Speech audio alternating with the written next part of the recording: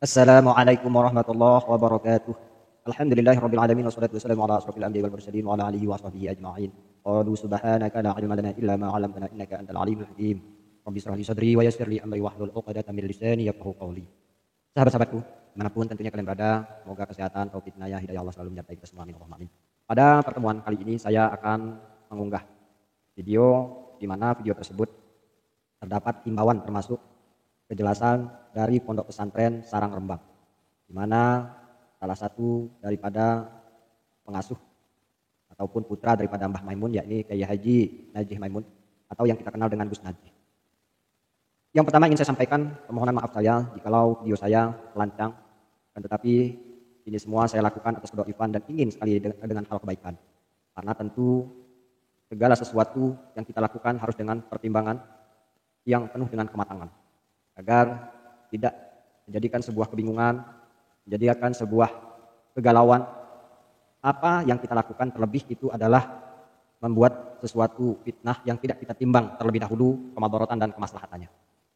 Sehingga sebenarnya saya pribadi mewanti-wanti untuk mengomentari video ini, karena jikalau kita runtut dengan kesanatan, tentu walaupun saya secara zahir tidak menempuh pendidikan di Sarang, akan tetapi sanad keilmuan yang saya terima saya yakini juga bersumber dari Sarang Rembang. Dimana kalaupun posisi saya secara sanad adalah termasuk keilmuannya kalau diukur dari Rembang itu adalah cucu, dimana Rembang melahirkan seorang santri kemudian memberikan materi keilmuan, pondasi keilmuan itu pada saya. Sehingga dalam hal ini secara global tentunya, maka ketika sudah mempunyai background kalangan santri, saya khawatir kalau terjadi suatu hal kebencian atau perpecahan, karena tidak mungkin atau tidak menutup kemungkinan kalau sanad ilmuwan yang kita dapat itu adalah bersumber dari hal yang sama, baik dari Ploso, baik dari Lirboyo, baik dari Tegalrejo dan sebagainya. Karena guru-guru saya juga mereka banyak yang alumni daripada pondok-pondok tersebut. Maka ketika ada satu perdebatan, ada suatu pembahasan, saya menghindari sebetulnya untuk tidak mengedepankan emosional, agar tentu persahabatan, kedamaian selaku memang sebetulnya santri yang dimana mengedepankan ta'ziman wa ikroman. Tentunya di situ kita memahami dalam konteks di mana kita ditempa dan dididik dengan pola, dengan kaidah ilmuwan yang hampir mayoritas sama. Tetapi dengan hal ini saya beranikan, karena mengapa? Saya rasa hal yang dilakukan oleh Gus Najih, sekalipun tentu ada hal kemaslahatan, tentu juga tidak timbang daripada kemadharatan yang ada. Bahkan kemadharatan itu timbul juga kepada individu beliau pribadi, di mana satu-satunya daripada tokoh kiai yang ternama pesantren yang tua secara terang benderang menyatakan dukungan beliau terhadap klien Bani Ba'alawi tanpa melalui proses kajian-kajian seperti halnya babul masail dan masukan-masukan dari berbagai macam lapisan masyarakat, di mana yang mayoritas adalah orang-orang yang memahami situasi dan kondisi apa yang terjadi sesungguhnya. Maka ketika Gus Najih memaparkan, bercerita, bahkan ada pertemuan yang dilakukan di salah satu pondok pesantren Tebu Ireng pada 2 tahun yang lalu atau 1 tahun yang lalu, awal mula terjadinya kisruh nasab ini, beliau pernah hadir dalam rangka pertemuan alumni di pesantren Tebu Ireng. Bahkan beliau dengan lugas, dengan lantang mengatakan ketidaksukaan beliau terhadap Gus Dur, sehingga beliau akan tidak nyaman di tempat tersebut karena ada seorang yang namanya Gus Dur.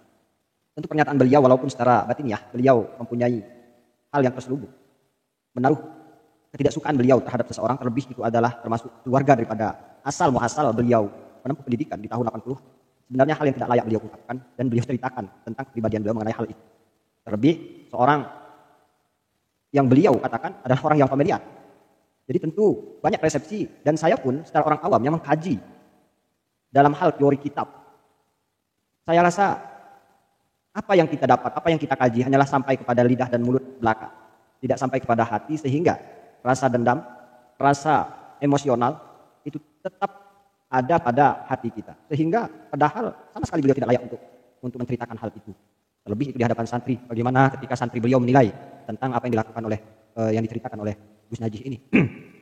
Saya tidak sependapat dengan hal itu. Kemudian yang kedua, secara global beliau membacakan teks, memberikan himbauan kepada masyarakat Juga beliau menegaskan, mengutus bahkan dari santri Sarang Rembang yang memang kita lihat di dalam acara diskusi ada perwakilan dari Rembang. Kan tetapi tidaklah seharusnya sebangga itu. Tidaklah beliau seakan-akan menjadi seorang pahlawan. Padahal kisuh di lapisan masyarakat yang paling mendasar, ini adalah orang-orang yang condong mempertanyakan keabsahan nasab daripada klaim Bani Pahlawi. Dan saya heran dengan pola pikir daripada Al-Mukarram Gus Najih yang seperti itu. Mengambil sebuah keputusan, mengambil sebuah tindakan, dan mengambil sebuah hal yang menurut saya penuh dengan resiko. Sehingga saya menyayangkan selaku santri pelosok, selaku orang awam tentang apa yang beliau tampakkan di media.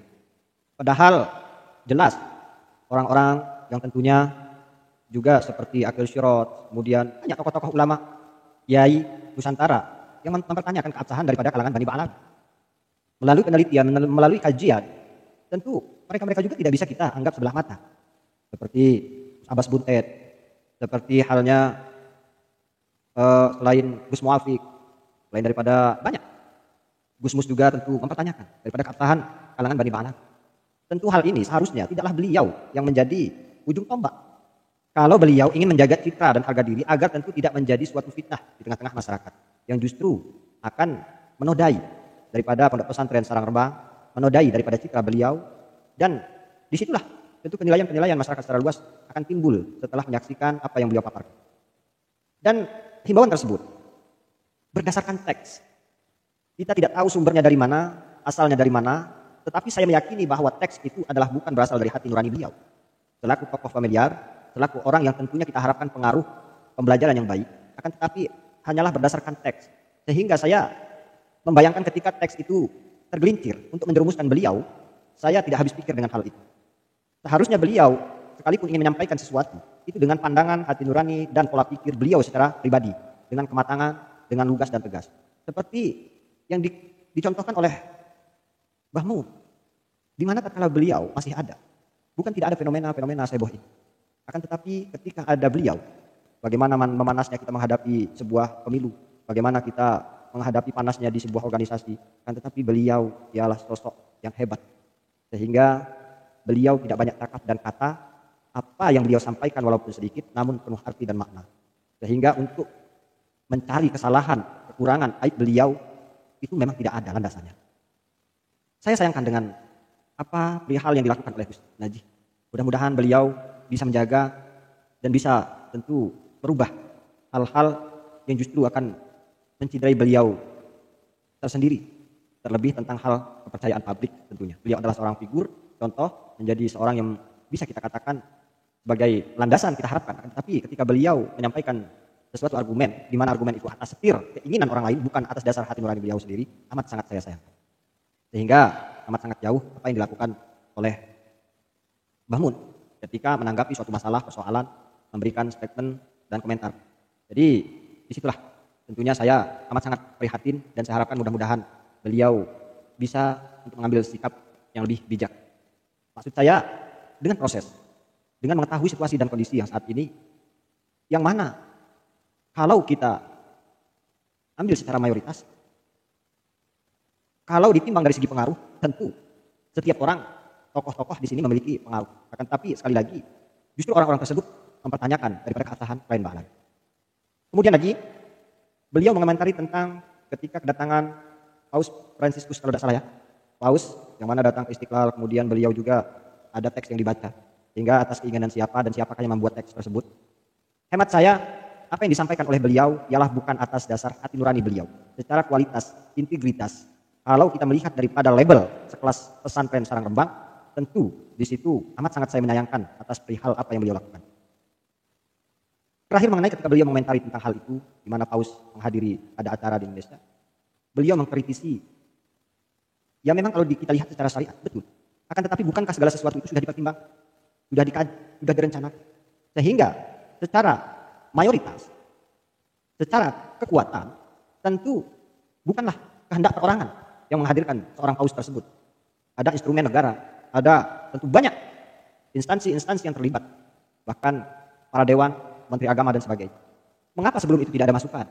Mengapa tidak ada surat secara terang benderang untuk menolak atau memberikan sebuah masukan? Amat saya sayangkan ketika hal itu sudah terjadi, tidak ada hal suatu apapun, dikritisi seolah-olah beliau ini melawan daripada kebijakan-kebijakan pemerintah secara kepemerintahan, bukan secara syariat. Kalau secara syariat, saya sependapat apa yang disampaikan oleh Gus Najih. Akan tetapi ketika hal itu sudah berlalu, tidaklah sesuai atau tidak pantas lagi untuk kita kritisi. Hanya bisa kita menjadi sebuah acuan bahan ketika hal itu di kemudian hari akan terjadi. Sehingga kita harus wanti-wanti, mewaspadai, memberikan suatu masukan, dan kita bisa melalui perwakilan-perwakilan daripada organisasi atau bahkan kementerian-kementerian terkait mengenai hal itu. Supaya apa yang disampaikan oleh Kementerian Keagamaan secara jelasnya hal ini ialah memang hal yang strategis yang mendapat aspirasi dari mayoritas tokoh-tokoh ulama Indonesia. Jadi seperti itu. Nah, saudara-saudaraku, fenomena yang saat ini tentu yang terjadi, sekali lagi saya ingin pembahasan ini tidak layak ketika seseorang menunggangi sebuah instansi terkait untuk memaksakan diri secara personal menghadapi persoalan-persoalan yang tentu ini sebenarnya bisa dipecahkan, akan tetapi melalui mekanisme tertentu. Banyak pada pesantren di Indonesia, seperti halnya Lirboyo, Peloso, bahkan Tebu Ireng, kemudian Tegar. Pro kontra dalam hal pesantren itu sudah biasa. Tetapi bagi kalangan tokoh-tokoh terkait tidaklah sepulgar apa yang disampaikan oleh Gus Najih. Jadi keheranan saya, apakah beliau membela daripada kalangan habaib ini murni karena beliau tertutup oleh suatu hal yang mana beliau kita ketahui salah satu tokoh yang dilahirkan juga oleh kalangan habaib, atau beliau pernah berguru di berbagai macam habaib Bani Ba'lam. Apakah pembelaan itu beliau hingga tidak perlu kajian, tidak perlu penelitian, sehingga beliau dengan yakin untuk membela para habaib saat ini bahwa itu mereka dzurriyyah baginda Rasulullah SAW. Jadi sekali lagi saya mohon maaf tentunya pada Gus Najih dan kepada masyayikh saya apabila apa yang saya sampaikan ini adalah sebuah kelancangan. Kan tetapi itulah bentuk kekecewaan saya yang seharusnya saya wanti-wanti jangan sampai terjadi. Tak perlu beliau harus berada di garda terdepan. Masih banyak santri-santri beliau yang bisa beliau buat lantaran sebagai wasilah untuk menengahi persoalan ini.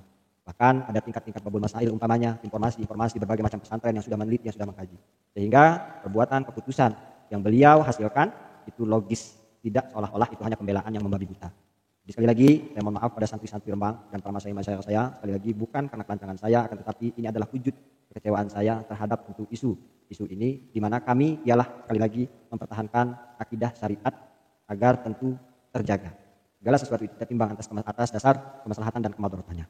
Jikalau kita sekarang resiko tentu yang diambil oleh Gus Najih ketika secara global mengakui bahwa para habaib itu adalah dzurriyyah baginda Rasulullah SAW, padahal kita mengetahui bahwa ada sebagian mereka yang tidak terkonfirmasi, maka dusta, dan dusta itu akan kita pertanggungjawabkan ila yaumil qiyamah.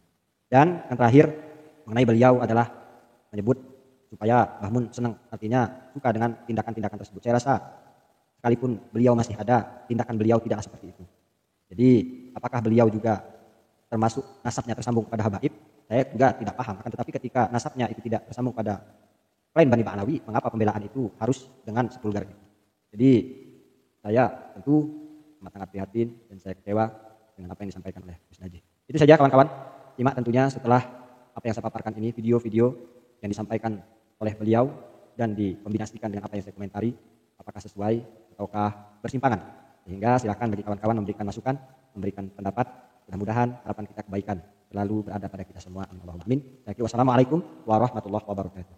Tahun kemarin masih hangat-hangatnya tentang pembatalan nasab itu, saya dapat undangan di Pondok Tebu Ireng atas kedatangan Habib Umar bin Hafid ya. Saya datangnya tuh bukan dari Sarang tapi dari Bekasi. Di Bekasi ada acara alumninan kelas saya. Atika Alia tahun 80-an, 82, 81. Saya langsung dari sana lewat tol itu ya, lewat tol sampai ke Tebu Ireng, ke Pondok Tebu Ireng. Habib Umar pas itu ziarah ke makamnya makamnya Habib Kiai Hasyim Asy'ari. Saya juga ikut sedikit tapi enggak jeruk karena saya kurang senang dengan Gus Dur ya. Nah, saya senang Mbah Hasyim tapi sama Gus Dur kurang senang atau enggak senang enggak tahu, terserah nafsu. Akhirnya saya belum selesai Habib Umar itu saya keluar dari lingkungan makom atau makbara dari pagar. Di setelah keluar di situ saya ketemu ada Al-Adal dari Yaman lah. Terus dalam perasaan kerentek saya entah bener entah enggak, Wali Songo itu pokoknya nek gak Abdul Khan, terkenalnya Abdul Khan ya. Abdul Khan itu sama dengan Habib Abdullah bin Alawi Al-Had, artinya Ammul Faqih. Bukan keturunan Faqih Muqaddam tapi Ammul Faqihil Muqaddam. Terus saya ketemu orang Yaman itu ya bahasa Arab. Tapi ngundang aku kok Mbah Naji ya. Nah gimana ini? Apa khoddam apa jin apa ya enggak tahu. Pokoknya kerentek saya pokoknya Wali Songo itu kalau enggak Abdul Khan ya Al-Adal. Itu mungkin kirimannya di taskhir atau di apa tasarruf oleh Syekh Hasyim Asy'ari mungkin ya. Allah alam. Nah, tadi itu kok aneh sebelum Habib Muhammad bin Idris ada Ar-Rukaimi ya. Ar-Rukaimi pang daripada Kudaimi dengan Al-Adal ini satu yaitu Al-Kazimi. Kemarin kan kelompok Imat itu ya kepengen pindah ke Kazimi, terus Jailani sekarang ya. Allah alam. Nasab pindah-pindah ya apa ya. Engko nasabe bapake ora roh jenenge bapake. Usman apa Sarman ya. Allah alam suwab. Bulat-bulat ditakoki bapak itu. Bapak-bapak saudara-saudara yang saya hormati, alhamdulillah kemarin kita ya untuk menghormati Mbah Mun yang terkenal cinta habaib dan alhamdulillah rata-rata putranya juga cinta habaib ya.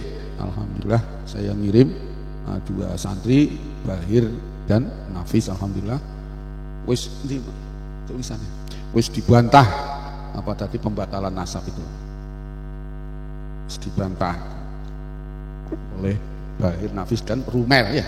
Rumail tah Rumel ya. Asli Romi. Mbak Nawawi kok muni Rumail gitu. Rumail lan Rumel.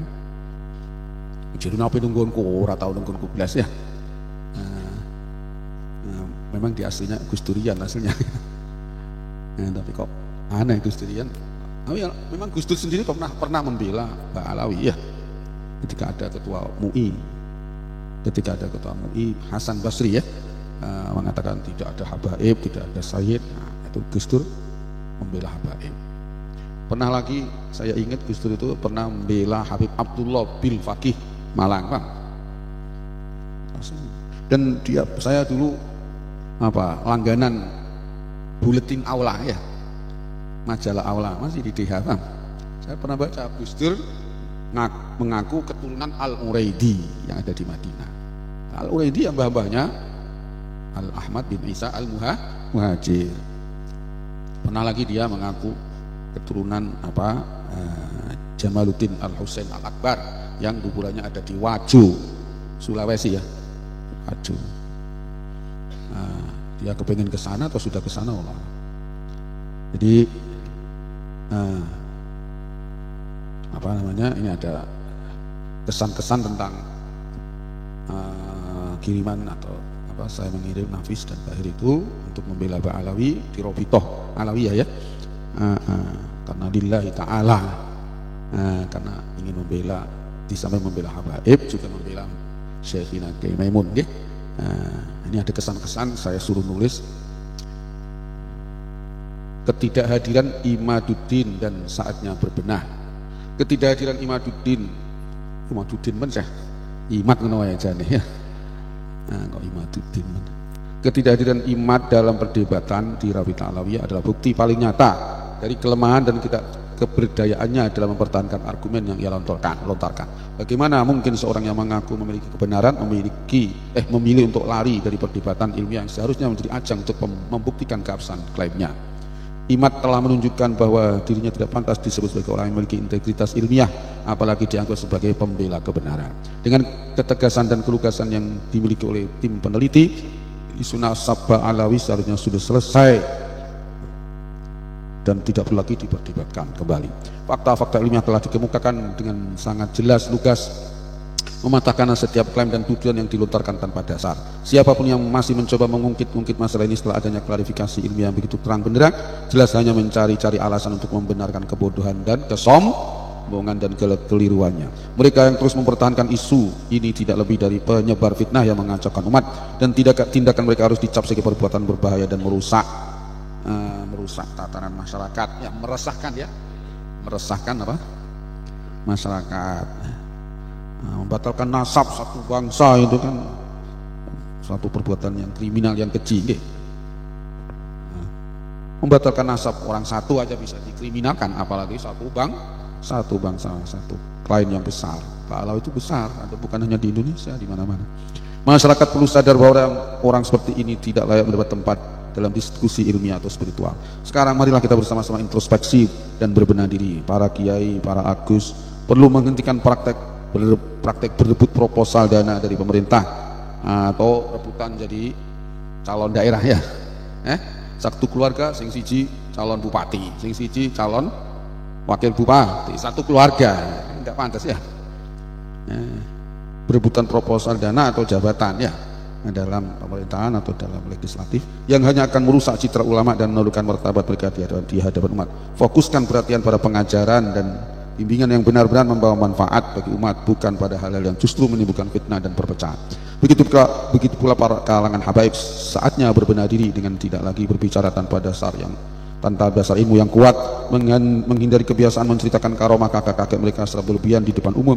Karena hal ini sering menimbulkan kesalahpahaman. Segala konflik dan perselisihan yang telah terjadi hendaknya menjadi bahan pembelajaran agar kita semua bergerak menuju kehidupan umat Islam yang lebih baik dan harmonis. Allahumma amin. Inilah kesan dan pesan kita setelah kejadian kemarin di Robitoh. Alhamdulillah, semoga diterima oleh Allah SWT amal kita dan membuat Mbah Mun senang dengan kita dan para habaib dan aulia-aulia Allah, termasuk Habib Abdullah bin Al-Haddad, mbahnya Habib Muhammad Idris ya. Alhamdulillah tadi beliau saya minta ijazah kitab-kitabnya dan Rotib Al-Haddad, dia ngelimur-ngelimur gitu ya. Tapi sudah alhamdulillah dia mengijazkan dari tadi orang Yaman yang tadi di rumah saya ingat, saya Al-Adal itu mengijazah semua kitab di dunia. Alhamdulillah, luar biasa tadi kita. Alhamdulillah. Kemungkaran saat paus datang, banyak sekali keharaman atau kemungkaran yang muncul pada saat Fransiskus datang ke Indonesia. Paus Fransiskus datang ke Indonesia yang wajib kita ingkari. Silakan dia datang ke Indonesia, namun respon banyak umat bahkan tokoh muslim padanya sungguh mengecewakan karena sangat berbahaya. Sikap mereka dapat menyesatkan banyak umat muslim yang awam. Pertama, menghadiri dan terlibat perayaan misa yang dihadiri paus tidak hanya haram tapi juga bisa menjurus ke kemurtadan. Ini adalah bentuk pengkhianatan terhadap akidah Islam, di mana orang muslim seakan-akan mengakui dan merestui keyakinan yang jelas-jelas menentang tauhid karena mereka trinitas. Kedua, penghormatan berlebihan yang diberikan kepada pemimpin agama lain seperti paus adalah tindakan yang sangat tercela dan haram bagi muslim. Penghormatan semacam itu bukan hanya mencederai identitas keislaman tetapi juga dapat menghancurkan fondasi iman seseorang. Ketika masuknya pemimpin agama lain ke masjid, terutama masjid Islam, adalah penghinaan terhadap kesucian tempat ibadah umat Islam nasional. Masjid adalah rumah Allah yang harus dijaga dari segala bentuk campur tangan kekufuran. Kehadiran mereka di sana tanpa alasan yang syar'i adalah tindakan yang tidak bisa ditolerir dan harus ditolak dengan tegas. Maksudnya kalau beliau masuk ke Istiqlal hanya duduk-duduk seperti orang biasa masih bisa ditolerir ya. Tapi dia kan di panggung kan, di kursi kebesaran. Inilah yang jadi umat Islam di bawah, terus umat Islam nyanyi-nyanyi. Masjid dibuat tempat nyanyi sama dengan gereja. Ini yang jadi masalah besar dalam akidah. Keempat, pembacaan ayat Injil di Masjid Istiqlal. Masjid juga dibuat pembacaan ayat Injil di masjid adalah perbuatan yang sangat berbahaya dan menyesatkan.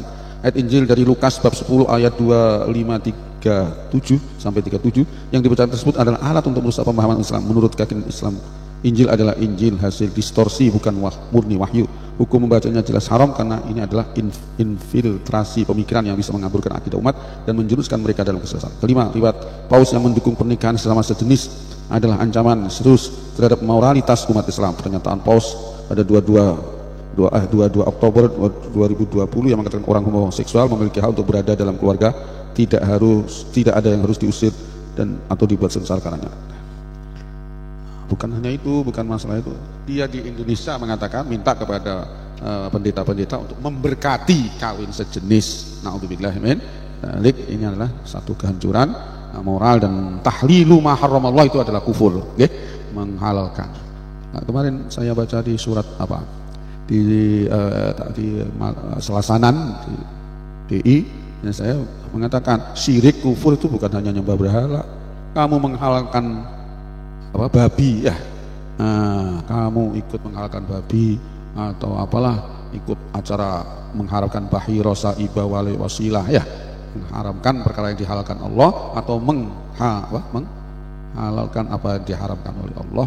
Nah, seperti babi kamu bilang halal, kamu ikut acara-acara penyembahan yang diaturkan, pemakanan yang diatur kepada setan-setan, itu juga adalah membuat kekufuran di ayat-ayat Quran. Kalau kamu baca, bahaya sekali. Kita sudah tidak berperang dengan agama lain, itu sudah toleransi. Itu ini mayoritas orang perang itu wis toleransi.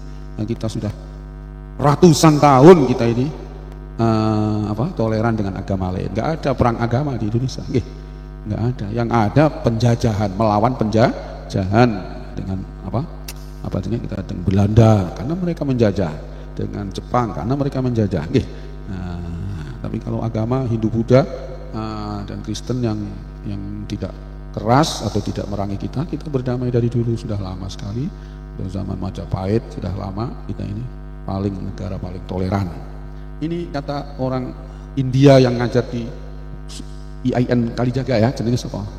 Sing biasa nakri di buku-bukune Amirul Ulum itu loh, orang India namanya siapa? Di India, Hindu Buddha itu paten-patenan, Pak. Hindu Buddha itu agama yang paten-patenan di India. Tapi di Indonesia, Candi Borobudur dengan Candi Prambanan, ya kan ada Hindu ada Buddha, itu bisa rukun begitu. Yang bikin Borobudur, padahal Borobudur mungkin Hindu ya, tapi yang arsiteknya Buddha. Maksudnya itu di Indonesia ini unik, tidak ada perang agama. Yang ada perang antara kerajaan dengan kerajaan, kekuasaan dengan kekuasaan atau dengan penjajah. Alhamdulillah, ini nggak tahu memang watak kita begitu, nggak tahu begitu itu, wataknya begitu.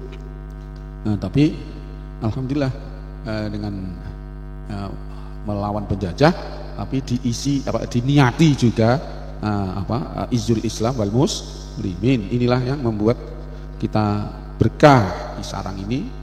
Tadi siang saya bilang berkahnya perjuangan perang Mbah Zubair, mimpin Hizbullah, termasuk tentara Hizbullah adalah Mbah Maimun sendiri. Ini pimpinannya Mbah Zubair.